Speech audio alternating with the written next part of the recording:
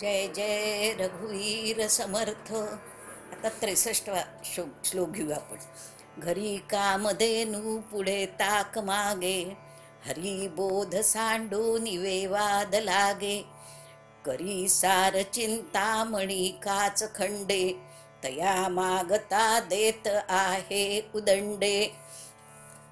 काय आहे की ज्याच्या घरी कामधेनू आहे आणि तो माणूस जर दुसऱ्याच्या घरी ताक मागू लागला तर ते योग्य आहे का? ते हास्यास्पद.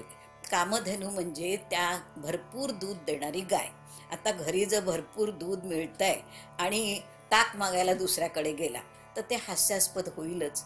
म्हणून त्यांनी म्हटलंय, म्हणजेच काय, कामधेनूचाच अर्थ पुढे आपण नंतर बघणारच आहोत.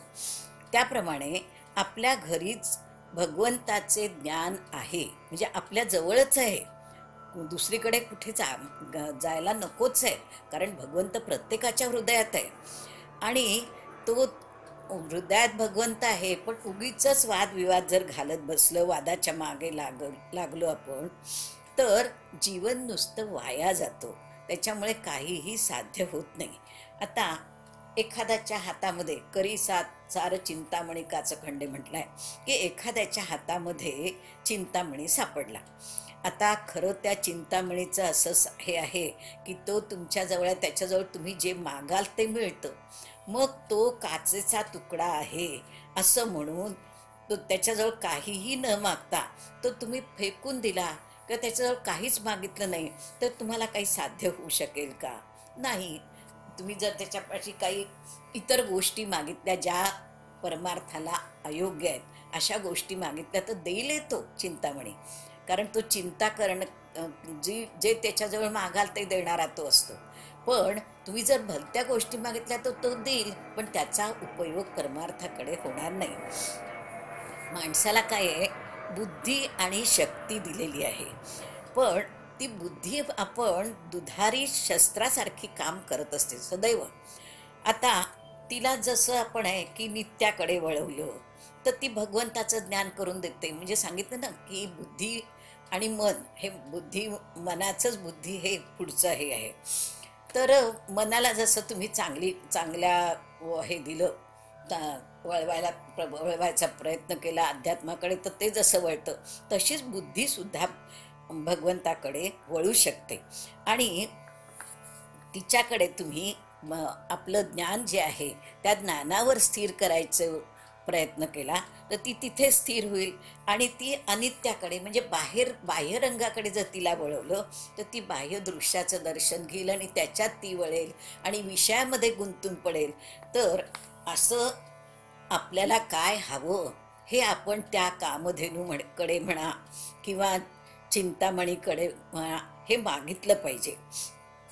जसं तुम्ही म्हटलंय की कामधेनू म्हणजे आत्मज्ञानाचं दूध देणारी गाय, अशी ती दिव्य देवता आहे. तर तिच्याकडे तुम्ही दूध ताक मागून त्याचा उपयोग करत बसला, त्याच्यापेक्षा मला परमानंद कसा भोगता येईल हे दूध जर तिच्याकडे मागितलं, किंवा या अज्ञानातून मी कसा बाहेर पडेल त्याच्याकरता मला काहीतरी ज्ञान द्या, अशी जर तुम्ही इच्छा केली तर ती कामधेनू तुम्हाला ते ज्ञान देऊ शकते. पण तुम्ही जर ती इच्छाच केली नाही, ताकच लोकांकडे, म्हणजे इतर बाह्य वृत्ती जर तुमची वळली तर कामधेनू असूनही काही उपयोग होणार नाही. तसंच चिंतामणीच्या बाबतीत सुद्धा आहे की चिंतामणी हे एक रत्न आहे. पण जसं एखाद्या आंधळ्याला चिंतामणी सापडला तर तो दगड म्हणून फेकून देतो, तसं तुम्ही तो चिंतामणी हा दगड आहे, तो आपल्याला ज्ञान देणारा आहे, बुद्धी देणारा आहे. हे त्याच्यापासून दिव्य ज्ञान प्राप्त करू शकतो ही इच्छा न करता तो काचेचा तुकडा आहे म्हणून जर तुम्ही तो फेकून दिला तर, किंवा त्याच्याजवळ इतर प्रपंचातल्या गोष्टी जर मागायचा प्रयत्न केला तर तो देईलही, पण तुम्हाला जे परमार्थाचं ज्ञान हवंय ते त्याच्याकडनं मिळणार नाही आणि त्यामुळे आपल्या बुद्धीचा योग्य उपयोग होणार नाही. तर आपल्या बुद्धीचा स्वार्थासाठी उपयोग न करता, देहसुख तर मिळतंच, ते तुम्हाला जसं मिळायचं असेल तसं मिळतं, ते त्याच्यासाठी उपयोग स्वार्थासाठी न करता परमार्थातल्या गोष्टी मागण्याकरता त्याचा उपयोग करावा, असं समर्थांचं म्हणणं आहे. ते म्हणतायत की तया मागता देता आहे उदंडे, तो खूप देतो. मग आपण परमार्थातलंच भक्ती किंवा रामाची भक्ती नामस्मरण घडू दे, नित्यनेमाने होऊ दे, हेच का मागायचं नाही. त्याच्यामुळे समर्थ म्हणतात की हे मागा, उगीच काचेचे तुकडे मागत बसू नका. त्याच्यानंतरचा 64वा श्लोक आहे.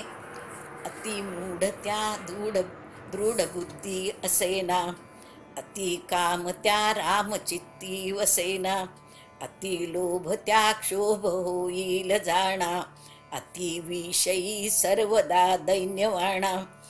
अति मूढ त्या दृढ बुद्धी असेना, म्हणजे पहा, जो मूर्ख असतो, ज्याच्या ठिकाणी खरं कोणीच मूर्ख नाही, कोणीच अज्ञानी नसतं, पण तो अज्ञान आहे असं समजतो. म्हणजे काय, त्याच्या ठिकाणी ज्ञानाचा अभाव असतो. आपण पाहिलेलं आहे की अध्यात्मामध्ये असं आहे की त्याचं अज्ञानाचा अभाव काढून टाकला किंवा अज्ञानाचं पडळ जर बाजूला केलं तर तो ज्ञानी आहे आणि तो ज्ञान ग्रहण करण्यास योग्य होऊ शकतो.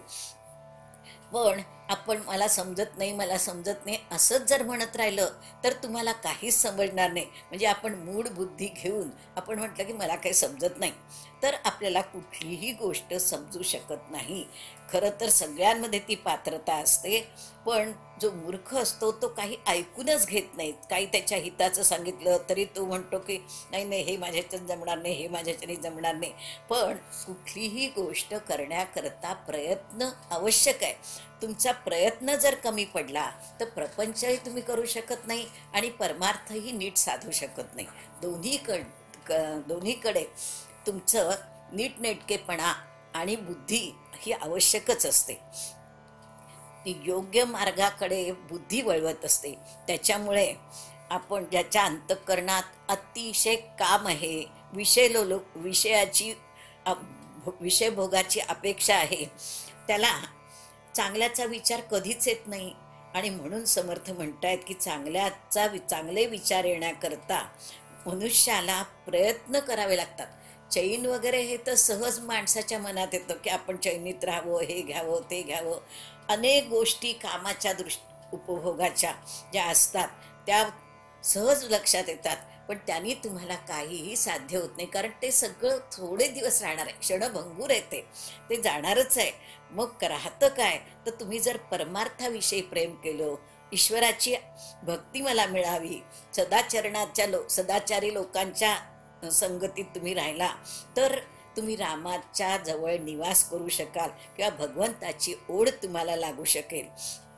आणि ती भगवंताची म्हणून त्यांनी म्हटलेलं आहे त्या श्लोकामध्ये की अति काम त्या रामचित्ती वसेना, ज्याच्या ठिकाणी विषयाची आसक्ती आहे त्याच्या मनामध्ये राम कधीच राहणार नाही. आता पूर्वीच्या काळी होऊन गेले, रावण झाला, औरंगजेब झाला, यांचे दुष्टच विचार होते, त्यांच्या प्रवृत्ती दुष्ट होत्या. त्याच्यामुळे त्यांच्या मनामध्ये कामच होता. मग तिथे राम राहू शकला नाही, भगवंताचं ठाण त्यांनी सोडलं.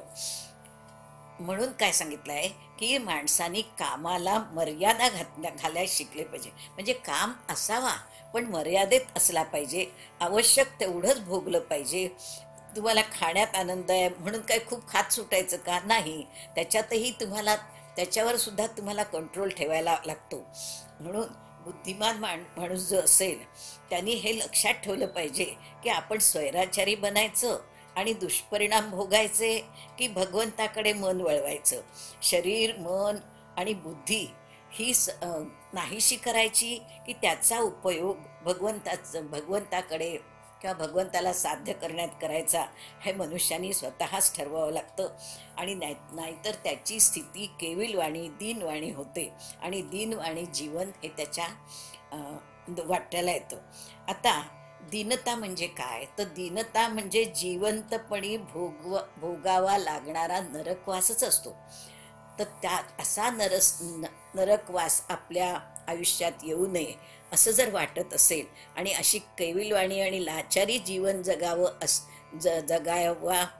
जगावयास मिळू नये असं जर वाटत असतं, कारण हे दुःखदायक जीवन आहे, तर तुम्हाला विषयाची इच्छा सोडावी लागेल आणि त्याचे ती सोडण्याकरता भगवंताचं नामस्मरण घेतलं तर आपलं डोकं मन सगळं ताळ्यावर येऊ शकतं आणि त्याच्याकरता आसक्ती हळूहळू कमी करायला पाहिजे. ही दक्षता माणसाने घेतली तर त्याचं मन भगवंताकडे वळू शकतं आणि तो आपला परमार्थामध्ये पुढे वाटचाल करू शकतो.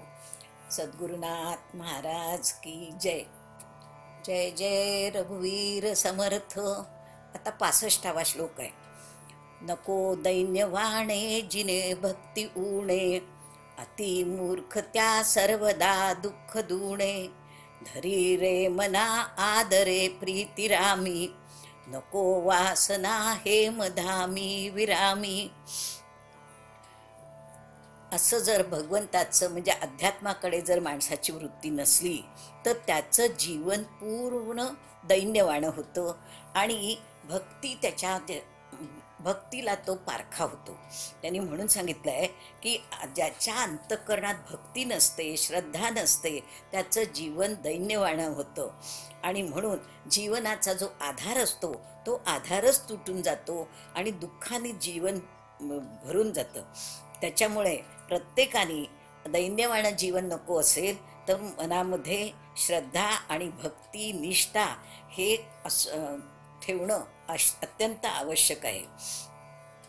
आता संत तुकाराम म्हणा किंवा ज्ञानेश्वर यांनी जीवनामध्ये खूप कष्ट सहन केले, पण ते कष्ट सहन करत असताना सुद्धा ते म्हणायचे की अवघाची संसार सुखाचा करीन, आनंदे भरीन तिन्ही लोक. म्हणजे संसार करत होते का, संसारात दुःख होतं, पण त्यांनी संसार कुठला केला, जगाचा संसार केला आणि जगाला सुखी करण्याचं, जगातील लोकांना सुखी करण्याचा प्रयत्न केलेला आहे. म्हणजे संतांना सुद्धा संसार होता, पण आपण काय म्हणतो की आपल्याला वाटतं की आपलाच संसार चांगला नाही आहे, संसारात काही नाही आहे, समाधान आनंद मिळत नाही, समाधान नाही, प्रसन्नता नाही. पण हे सगळे गुण संतांच्या ठिकाणी होते. ते आनंदी होते, समाधानी होते आणि सुखसागरामध्ये आनंद भोगत होते. पण आपण खरं सुख कशात आहे हे समजूच शकत नाही. खरं सुख जर म्हटलं तर समर्थ म्हणतात की दैन्यातून आणि दुःखातून जर आपल्याला सुटका व्हावी असं आपल्याला वाटत असेल तर भगवंताविषयी प्रेम आणि आदर ठेवा. प्रेमाची ओढ जर भगवंताविषयी लागली तर आणि आत्मीयता असलं किंवा संत संगतीत जर आपण राहू लागलो तर आपल्याला सुख मिळू शकतं. सुख म्हणजे सुख हे वाटण्यावर आहे, आनंद समाधान हे सुद्धा वाटण्यावर आहे. त्याच्यामध्ये पण समाधानी वृत्ती आपोआप माणसाच्या ठिकाणी येते.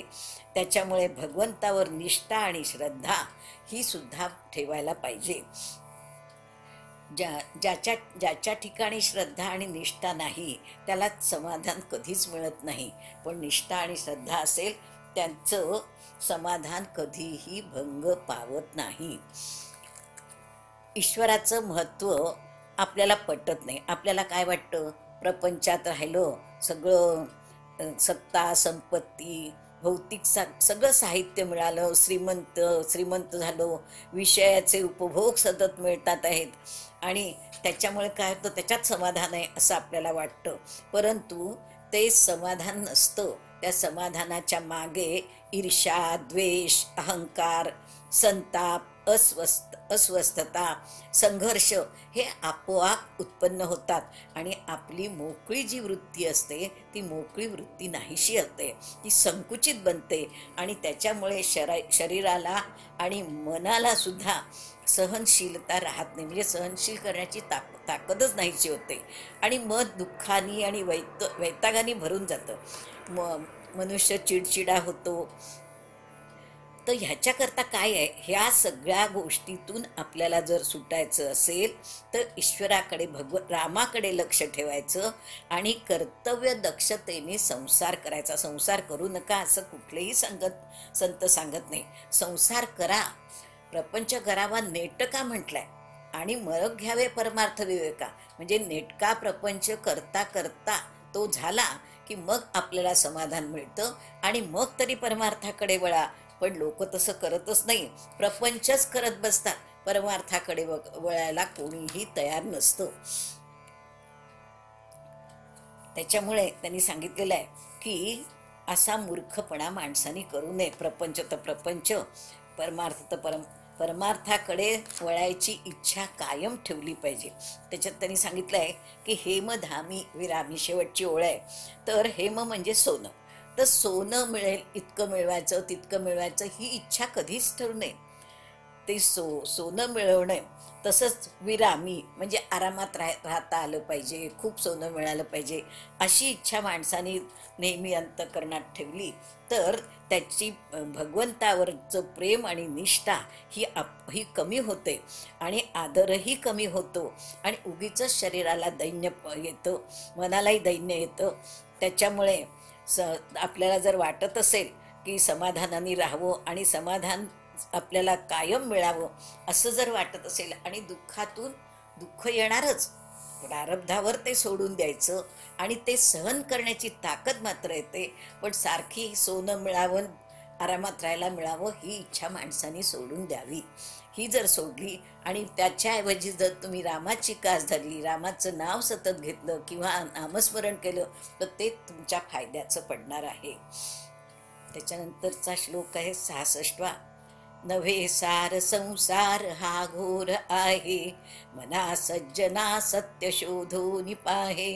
जनी विष खाता पुढे सुख कैसे, करी रे मना ध्यान या राघवाचे. त्यांनी सांगितलंच आहे, हे मना तू राघवाचे ध्यान कर. कारण काय सांगितलंय की मनासार संसार हा घोर आहे. हा संसार कसा आहे त्यांनी सांगितलंय, संसार घोर भयंकर आहे म्हणजे. आणि तो कसा आहे ते तूच शोधून पहा. आपण दुसऱ्याला सांगितलं, दुसऱ्याने किती सांगितलं की संसार घोर आहे, तो असार आहे, तरी ते मनाला पटत नाही. तर आपण जेव्हा आपण जो संसार केलेला आहे त्याच्याकडे आपण मागे वळून जेव्हा पाहतो तेव्हा लक्षात येतं की संसार हा घोर आहे, भयंकर आहे, असार आहे, त्याच्यात काहीही सार नाही. आणि त्याच्यात जर तुम्ही जास्तीत जास्त रस घेऊ लागला किंवा रस घेण्याची वृत्ती ठेवली तर मनुष्य त्याच्यामध्ये आसक्त होत जातो आणि आसक्त झाल्यामुळे तो भयंकर आणि भीतीदायक असा संसार वाटायला सुरुवात होते. म्हणून समर्थ सांगतात, मना सज्जना सत्य शोधून पाहे की सत्य काय आहे, संसार सत्य आहे की भगवंत सत्य आहे, हे तुझं तूच शोधून पहा. प्रपंच नेटका करा, पण नेटका करता करता तो फिका होतो. आणि म्हणून त्यांनी सांगितलंय की प्रपंच मूळचाच दासका, म्हणून करावा नेटका, नेटका करता फिका होत जातो. म्हणजे नेटका संसार जो करू शकतो तो परमार्थाकडेही चांगल्या तऱ्हेने वळू शकतो आणि परमार्थ साध्य करू शकतो. कारण काय की प्रपंच नेटका केला तर हळूहळू त्याच्यात ती आसक्ती आपली कमी होते, तो फिका होत जातो आणि मग परमार्थाकडे वळलं, बुद्धी परमार्थाकडे वळवली तर परमार्थ उत्तम तऱ्हेने करू शकतो. आपण जर प्रपंच करायचा म्हटला तर अनेक चिंता मागे लागतात आणि त्याच्यामुळे प्रपंच नीट होत नाही. बरं, आपण हे पाहिलं की प्रपंच करतोय म्हणजे पहिले आपल्या मुलांचे शिक्षण, लग्न कार्य मुंज आणि मग नातवंडात अडकतो की आता माझ्या नातवाचं यायचं आहे. म्हणजे त्या प्रपंचाची आसक्ती माणसाची कधीही सुटत नाही. त्याच्यामुळे वेळेलाच आसक्तीतून सुटायला पाहिजे किंवा प्रपंच करायचा पण त्या आसक्तीत अडकायचं नाही. ज्याचं त्याचं ज्याच्या त्याच्या प्रारब्धावर सोडून द्यावं. प्रारब्धावर सोडल्यानंतर तुम्हाला त्याचा त्रास होत नाही. म्हणून प्रत्येकाने आपला प्रपंच कसा झाला याचा शोध त्यांनीच घ्यायचा की तो घोर आहे की सार आहे की असार आहे.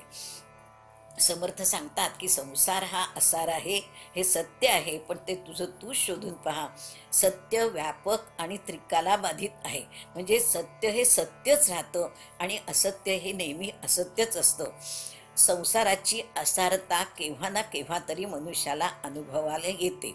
म्हणून संसारी जीवनात असे अनेक प्रसंग येतात की मनासारख्या गोष्टी घडत नाही. तेव्हा मनुष्य विचार करतो की जाऊ दे, पुढच्या वेळेला मनासारखं घडेल.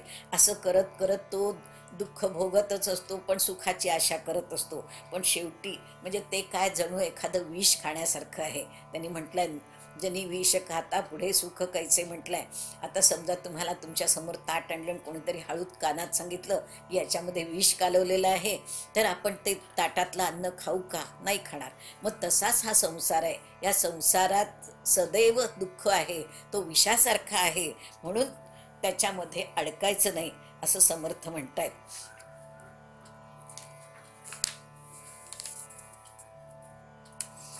म्हणजेच काय की संसाराची आसक्ती सुटणं हे फार महत्त्वाचं आहे. ती आसक्ती जर सुटली तर तुम्ही भगवंताकडे वळू शकाल आणि भगवंताचं नामस्मरण करू शकाल. म्हणून त्यांनी म्हटलंय, करी रे मना ध्यान या राघवाचे. मनाला सांगितलंय की अरे बाबा, आसक्ती कमी कर आणि भगवंताचं ध्यान कर. आणि ध्यान कसं करायचं? ध्यान म्हणजेच साधना. ती कशी करायची? तर ती माणसानी ठराविक वेळेला ठराविक तास एका आसनावर बसून, म्हणजे त्याच्यामध्ये नित्य नैमित्तिकता पाहिजे. की 8 वाजता म्हणजे 8च वाजता, 5-10 मिनटं इकडे तिकडे, पण 8 वाजताच बसलं पाहिजे. एकच आसन ठेवायचं. तिथे 1 तास म्हणा, जितका वेळ करायचं असेल तितकी साधना करायची. असं जर तुमच्या साधनेमध्ये किंवा उपासनेमध्ये नियमितता असली तर त्याचं फळ अधिक मिळतं असं समर्थांनी सांगितलेलं आहे. आणि हे अधिक फळ जर आपल्याला प्राप्त करायचं असेल तर साधना त्या पद्धतीने करायला हवी. गीतेच्या 6व्या अध्यायामध्ये सगळं कसं म्हणजे कसं बसायचं, काय करायचं सगळं दिलं आहे.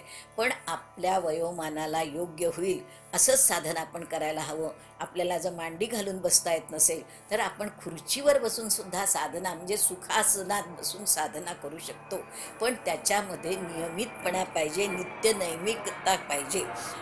नित्य नैमिकता जर असेल तर ते जास्त फलद्रूप होतं. म्हणून त्यांनी सांगितलं की सातत्य, म्हणजे वाटलं तर वेळ वाढवा पण कमी करू नका, अशा तऱ्हेने साधना. आता ही साधना करणं किंवा परमार्थाकडे पूर्णपणे मन वळवणं हा हिमालयातला प्रवास, हिमालयाची यात्रा करण्यासारखं, म्हणजे भरपूर वेळ लागणार आहे. पूर्वीच्या काळी यात्रा पायी करत असत, 3-3, 4-4 महिने यात्रा चालत असत. तर असा भरपूर वेळ लागणारी ही साधना आहे. तेव्हा कंटाळून जाऊन उपयोगी नाही. म्हणजे हळूहळू साधनेचा कंटाळा आलाय, मग जाऊ दे आता, आज नाही करत, आज आता प्रपंचातच गुंतलेले कामं करतो, तर असं राहता असं करता कामा नये. म्हणजे अलिप्त राहून आणि मनाची प्रसन्नता कायम ठेवून भगवंताचं ध्यान केलं पाहिजे किंवा साधना चालू ठेवली पाहिजे असं समर्थांना अभिप्रेत आहे. सद्गुरुनाथ महाराज की जय.